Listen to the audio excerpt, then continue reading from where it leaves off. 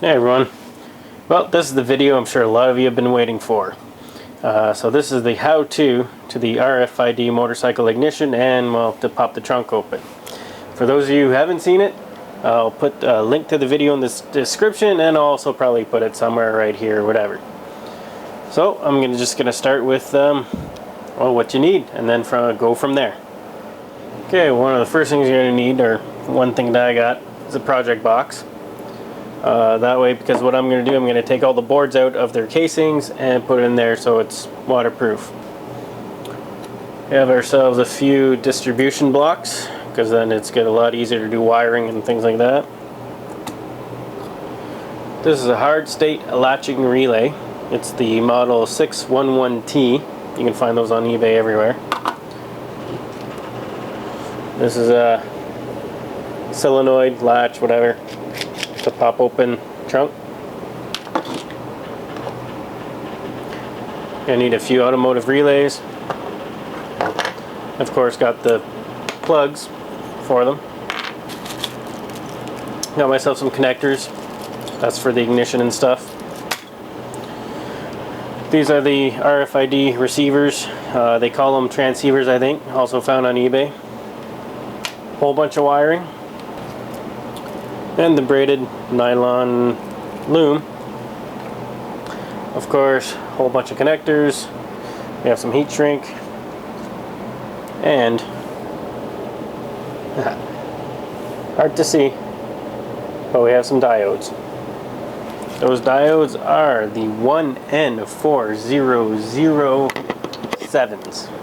So that's basically what you need. That and your regular electronic tools, you know, strippers and soldering and stuff like that.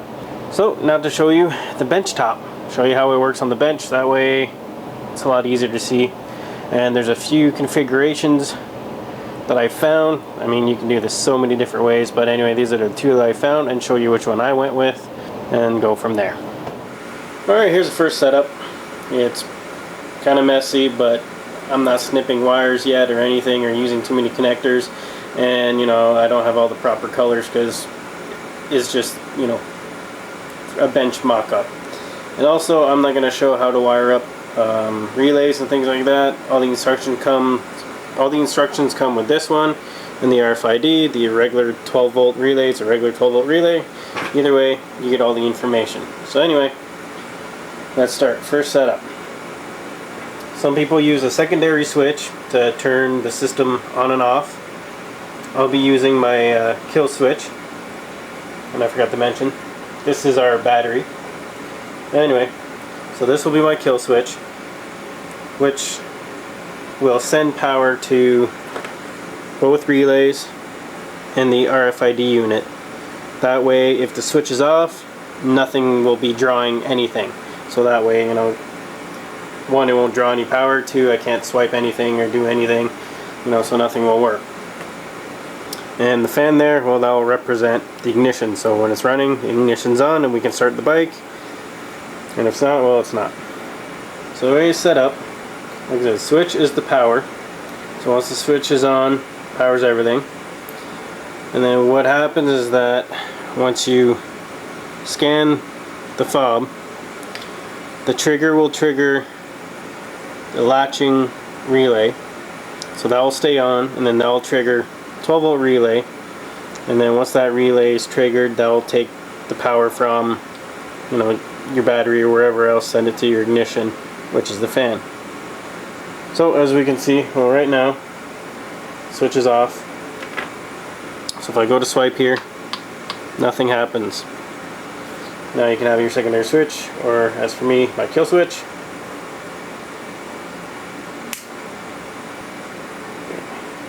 Kill switch is on, there's a light. So now there's power going to everything, except we didn't turn the key, if you get what I mean. So now when we swipe this, it means we're turning the key. That sends the signal to that latches on, and then we have that. Now the problem with this one that I personally don't like is that, let's say you kill it. There you go. All the power's off. So your fan stopping. There you go. What happens when you click it back on is that this is still latched on, so as soon as you turn it back on, that goes on. I just lost my light. So what you need to do is be able to swipe it, then it turns off. And then same thing, you can on, off, whatever, as many times as you want. Once this is on, but once it's off, can't do anything. I didn't go this method. I'll show you the method I actually went with on the next setup.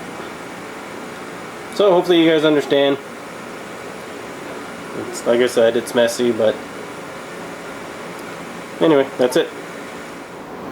Alright, so here we go. This is the second setup. This is the way that I decided to go. Again, we have a switch. That's going to be my kill switch, which once on, it's going to power the RFID unit and the relay. The difference with this one is that we're using the diodes. There's a diode here that goes from trigger signal from the RFID that goes to the trigger of the relay. So that way we make sure that power only goes in that way. And the other diode here goes from the triggered power back to the trigger. So once on, it becomes latched on. So it becomes kind of like a latching relay. But here's where the big difference lies. Alright. So we have the power on. Nothing's going. Turn the key. Ignition's on. So now that becomes kind of like a latching because it keeps on looping. Now, like I said, the difference with this one is that here, if I swipe it, I can't accidentally turn the bike off or anything. Can't do anything. But go to my kill switch, turn it off, and it turns off. So all the power's off, obviously it turns off. But as the other added safety feature, turn it back on, it's still off. So that way, you can't just turn your kill switch back on and, start the bike, Because if you happen to not swipe it and walk away, well, someone can take your bike. So this won't turn on until you swipe it again. So this is the method I went. A little bit simpler in a way, but I use that latching relay for something else, which I'm going to show you now. Well, check it out, everyone. I have my helper here that decided to come join us. This is my cat Storm. She's not really helping, but either way, she's here. Anyway, let's get back to the project. Alright, another mess, but this is for the trunk latch, popper, whatever you want to call it. Anyway, that's what the second RFID unit's for, and that's what I'm actually using the latching relay. But this one isn't just a latching relay, it's also a timed relay, so you can add like a delay to it and things like that, which is also good for HIDs.